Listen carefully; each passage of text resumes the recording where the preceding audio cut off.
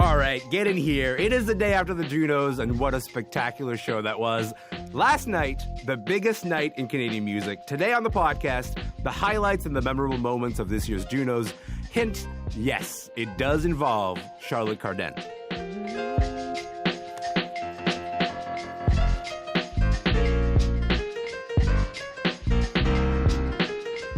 I'm Elamin Abdul-Mahmoud. This is Commotion. Look, last night, this happened.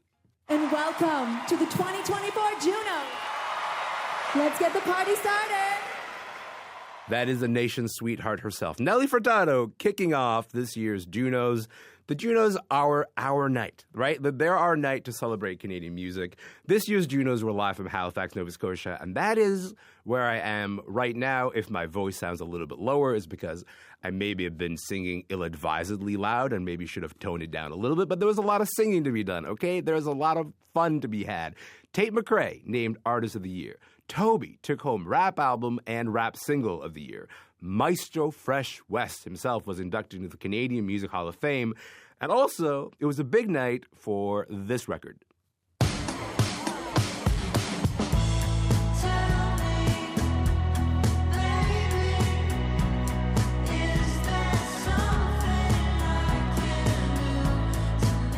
Charlotte Cardin, 99 Nights, that is the title track of her latest album, 99 Nights Cleaned Up. Okay, took home Album of the Year and Pop Album of the Year. Here with me now to talk about this year's Junos, we got Rolly Pemberton, a.k.a. Cadence Weapon, Tristan Grant, a.k.a. Wolfcastle, and Morgan Mullen, a.k.a. Morgan Mullen. Welcome. What's up, everybody? Welcome to the show. How's everybody doing? Hi. Hey, what's up? Hi. Okay, first of all, I love that greeting. I love that for me. Thank you. Second of all, Morgan, we got to get you a nickname, okay? We're going to, by the end of this group chat, we will arrive at a nickname for you. So you can go Morgan Mullen, a.k.a. We'll figure it out. Listen, yeah, the creative juice is flowing. I've always wanted a really good nickname, so no pressure, guys. It starts now. It starts today. Yes. Okay, I'm going to start with you because you're the Haligonian in the group chat. Absolutely. So how'd you feel about last night's Junos right here in Halifax? Yeah, it was really exciting and just like such an exciting reminder of all the city has to offer. So having the Junos here felt like such a great way to showcase all the different music and culture that's happening just in this part of the country and everything. Like, I feel like a lot of people in other regions of the country know that we have a lot of like roots music and like traditional kind of folk and things like that. And I feel like that was really well represented last night, but we also had like people from Halifax who were up for Reggae Album of the Year, Jamila, whose album Roots Girl was one of my favorite of last year. You know, like there's people in the running for electronic. It's just such a reminder that like we got all kinds of stuff going on out here and it's all worth paying attention to. So, yeah. I should say, Tristan, you performed with Jamila on Saturday. Do you want to talk about that performance? Because you were so good and I was on my feet the whole time. Oh, well, thanks. And yeah, I was really excited to do it. It was a no-brainer, you know, just to be on that stage. Like a lot of us were really grateful to be there and to do that. And it's a lot of what you're saying, Morgan, where we were so excited to have the Junos in Halifax because everyone from Atlantic Canada could kind of like swarm and get together and do that, right? So to be able to do like Jamila and I did this song, East Coast Family, with O-Sound and Aquaculture, also some great people from that region.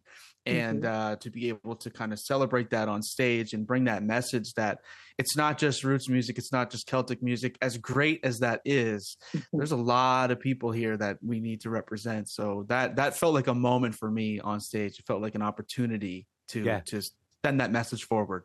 Oh, it was certainly a moment, man. I think you could feel the energy in the room when you guys started that song.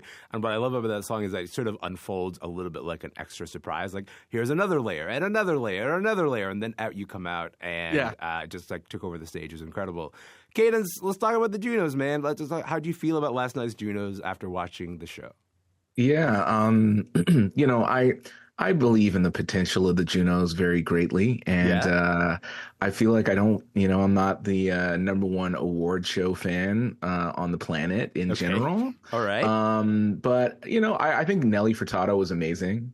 I feel like she brought so much energy and it's honestly just really great to see her again, you know? Yeah, so Morgan, I want to talk about that opening number because it was like, okay, so the show opens and you get Nelly Furtado, but the joyous thing about it is that it's like a career retrospective of here are all the hits that Nelly Furtado has supplied to the nation over the 2 decades. Talk to me about watching her, do both hosting duties and also do this kind of like giant opening number that was like, oh, I'm in for a good time.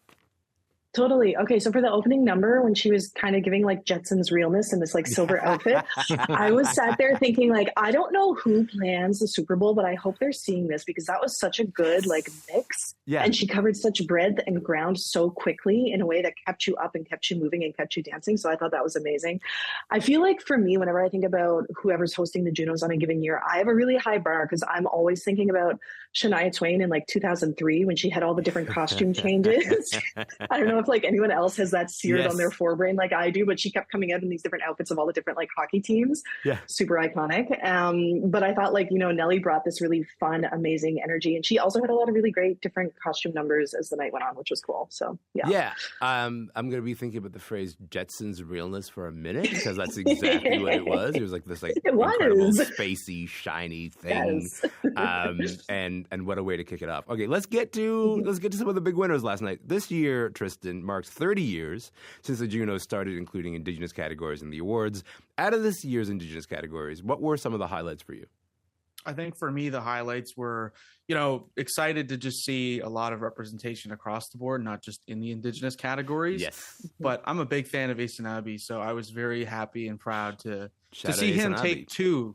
Songwriter of the Year, Alternative Album of the Year, 2 big awards. Yeah. And his speech, right, of growing up without electricity, running water, and making it this far. I know, award shows are what they are, and sometimes it's whatever, but sometimes it also feels incredible to be able to use music and art as a way to, I don't know, lift yourself up to a certain level, right? And just like make it happen. And that's cool.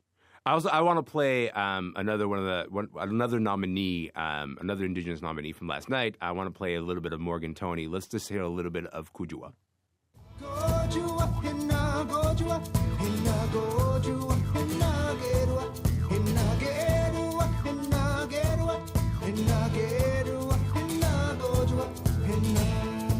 Morgan Tony, that song is called Kojua. It's off the first Flight is the name of the song. It was nominated for Traditional Roots Album of the Year at last night's Junos. Morgan, a bunch of Haligonian acts up for awards this year. Was there anyone that you were specifically rooting for, being like, hey, let's go Halifax? Yeah, so Morgan Tony's from Nova Scotia, not Halifax proper, but I have been really excited with what he's been doing.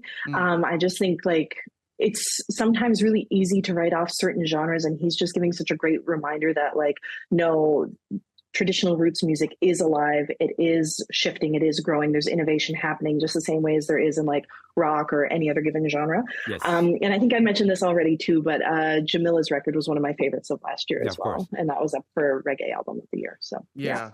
I'd also like to add quickly too that Morgan Tony was on stage with Jamila and me and everyone else for East Coast Family. So people keep thinking I'm him. So we're like long lost brothers or something. So it must have been very confusing. We both had red suits on stage. Anyway, you know what? It's because you guys did a really lovely video together where you said, hey, a win for you is a win for me. And so suddenly I go, you know what? I put the two of you guys on stage all the time. I want that to happen.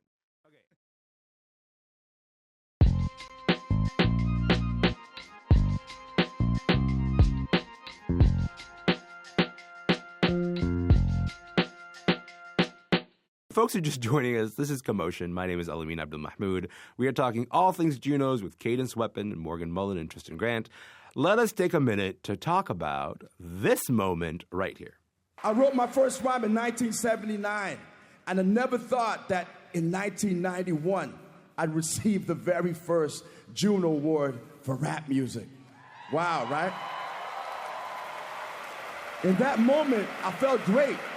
But that same time, songwriting icon Leonard Cohen received his Hall of Fame award. And I was instantly humbled. Who would have thought in 2024 I'd be standing here on stage holding the exact same award, man? This is hip-hop. A bit of Maestro Fresh Wes acceptance speech after being inducted into the Canadian Music Hall of Fame.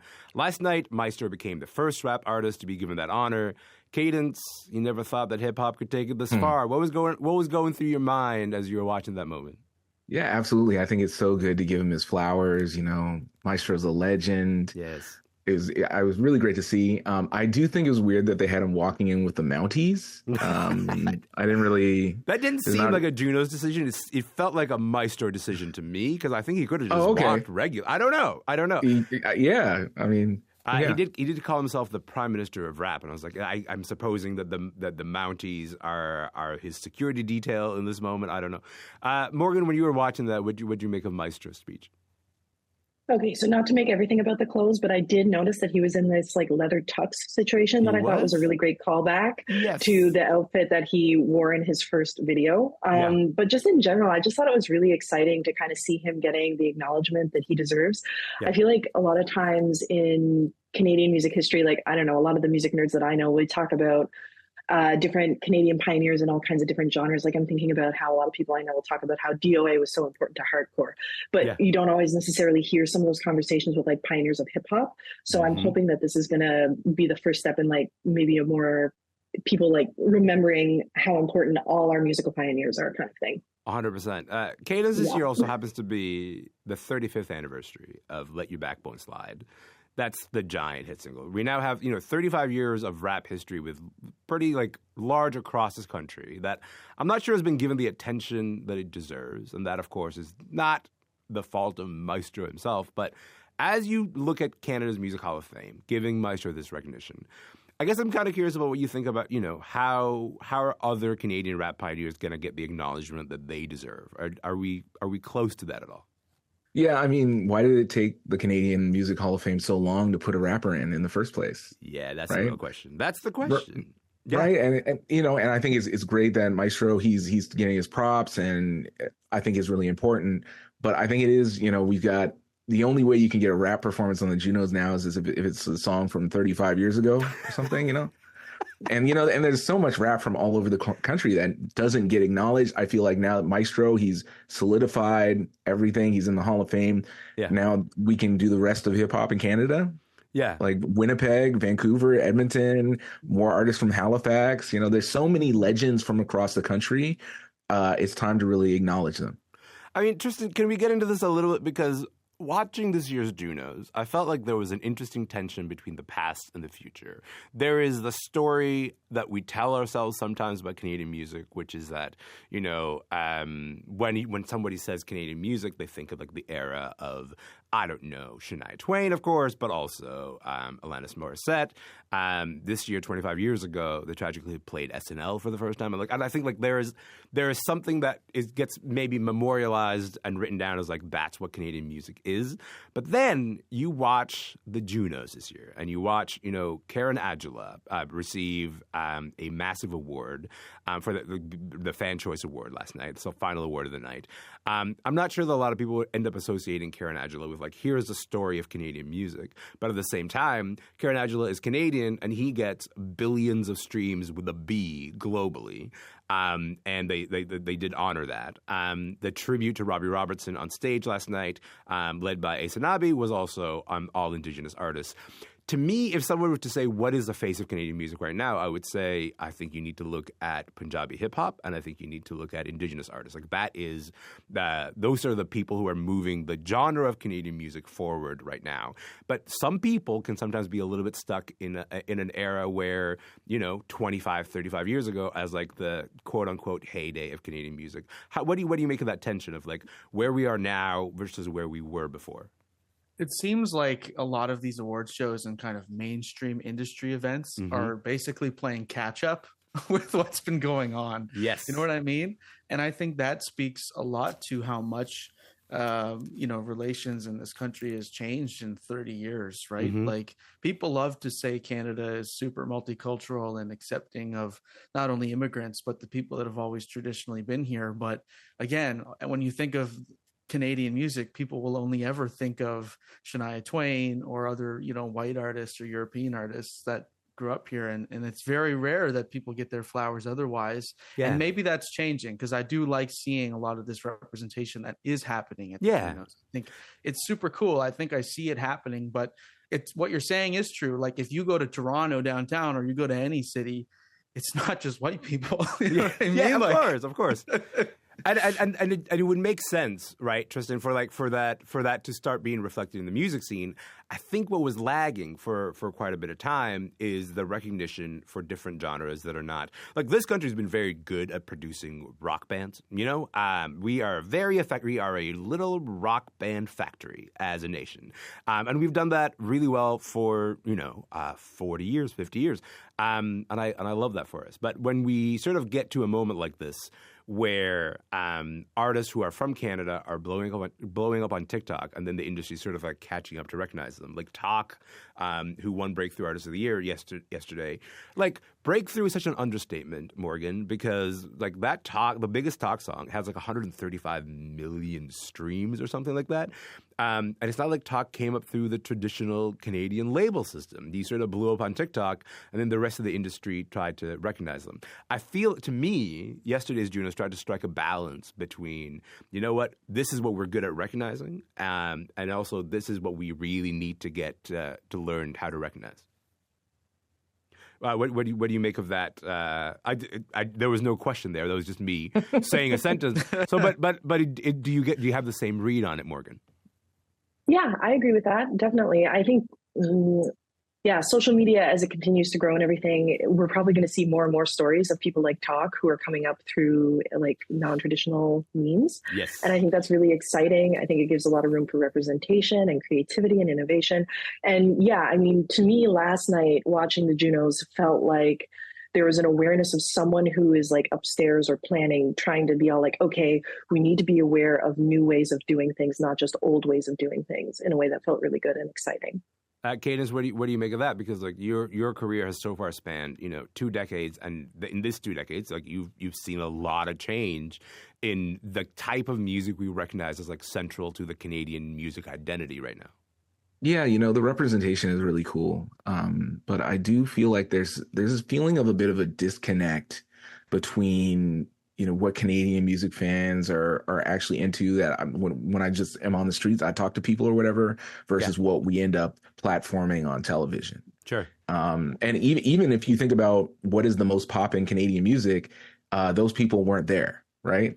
They're like not at the Junos, the Biebers and the Drakes of the world. Yeah, Tate McRae won album of the year, and one artist of the year, and I was like, "Where's Tate?" And I like saw on her Instagram, like, she's just hanging out at home, like she wasn't, I guess it could have been uploaded later, I don't know, but I was surprised not to see Tate McRae in the room, for example. Yeah, no, and we need to kind of figure out why that is.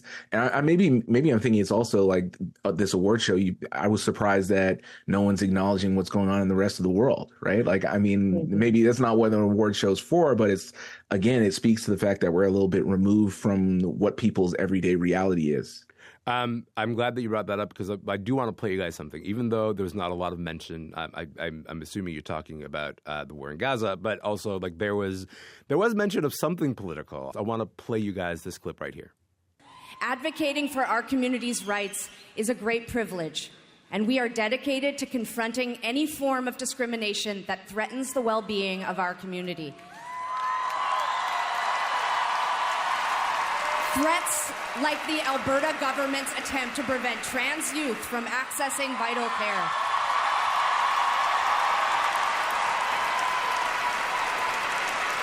These attacks are harmful because they are directed at the kids who need our support the most.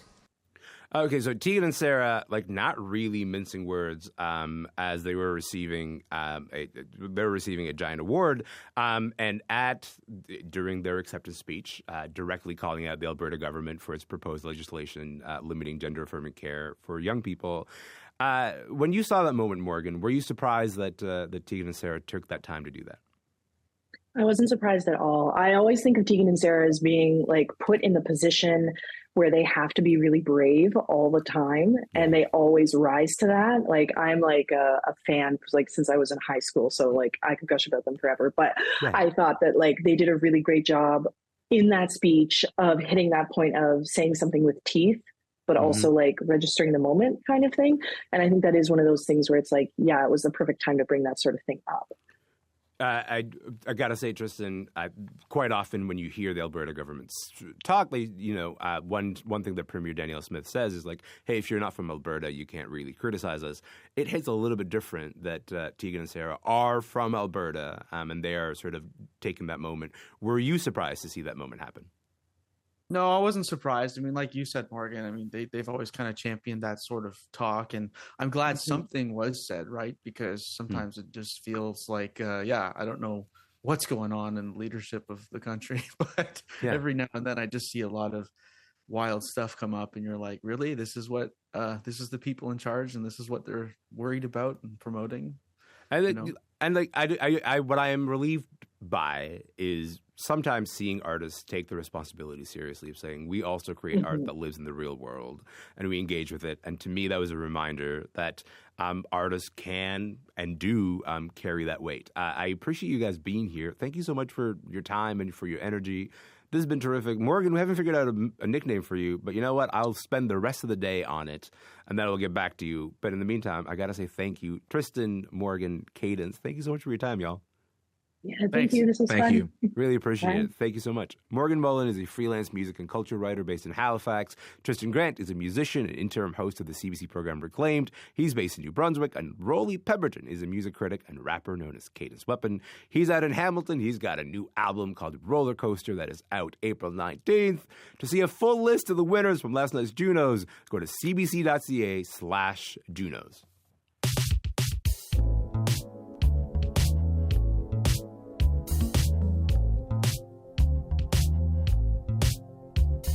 I'm Elamin Abdul-Mahmoud, and you're listening to Commotion. Look, before we go, I just wanted to tell you about a conversation that you can find on our podcast.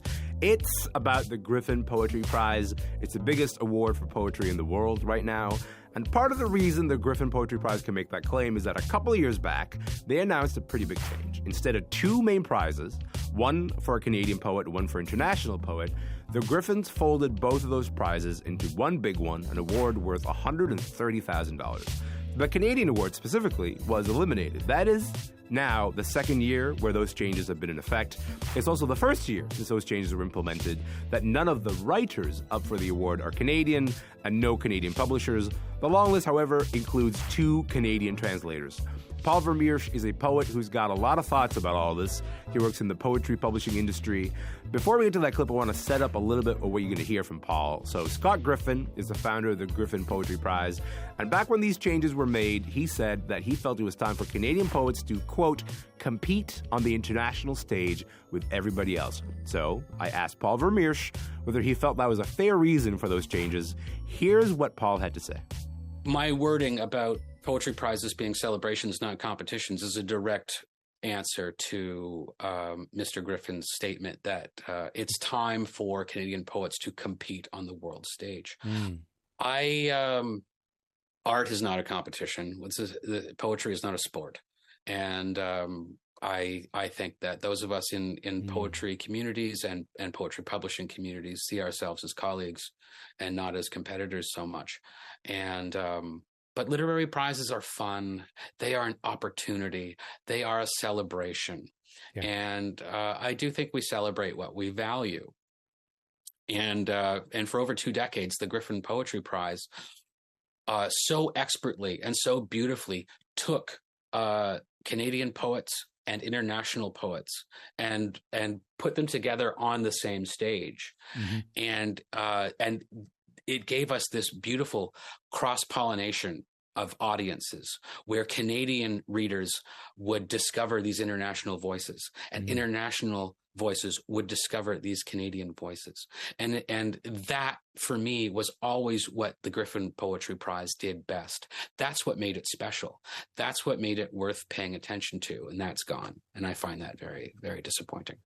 So that is a part of my conversation with the poet Paul Vermeersch. I got to say, Paul had a lot of thoughts. I really want you to hear the full conversation. It's with Paul. It's on our podcast feed. You can find that right now.